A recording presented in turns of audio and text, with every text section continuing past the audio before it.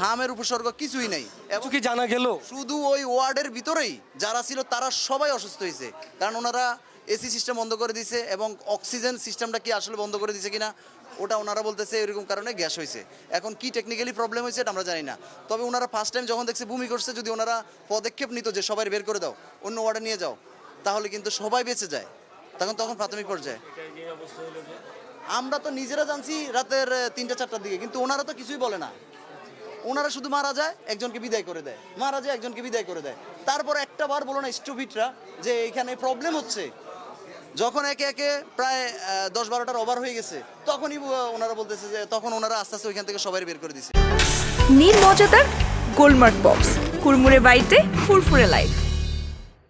মানে মনে হচ্ছিল কি হাসপাতাল কর্তৃপক্ষের এখানে কি অবহেলা? অবশ্যই হাসপাতাল কর্তৃপক্ষের গাফলতির কারণে, এবং এনআইসিইউতে যে আমরা নিছি সবাই মৃত্যুর পর্যায়ে আমাদেরকে কেউ সহযোগিতা করে নাই, সবাই সবার উদ্যোগে নিয়ে গেছে, ওনারা বলেও নাই। আমরা এরকম আরও একাধিক অভিভাবকের সঙ্গে কথা বলেছিলাম।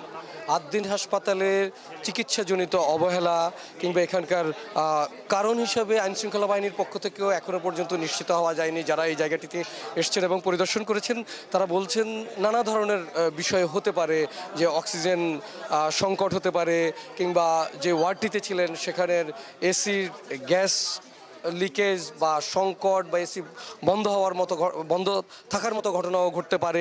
এরকম নানা ধরনের সমস্যা সংকট সব মিলে অভিভাবক বা যাদের আহাজারি তারা এরকমটি অভিভাবক যারা আছেন তারা বলছেন যে হাসপাতাল কর্তৃপক্ষের যথাযথ অবহেলার কারণে এবং মানে সঠিক সময়ে সঠিক পদক্ষেপটি না নেওয়ার কারণেই শিশুদের এ ধরনের মৃত্যু হয়েছে।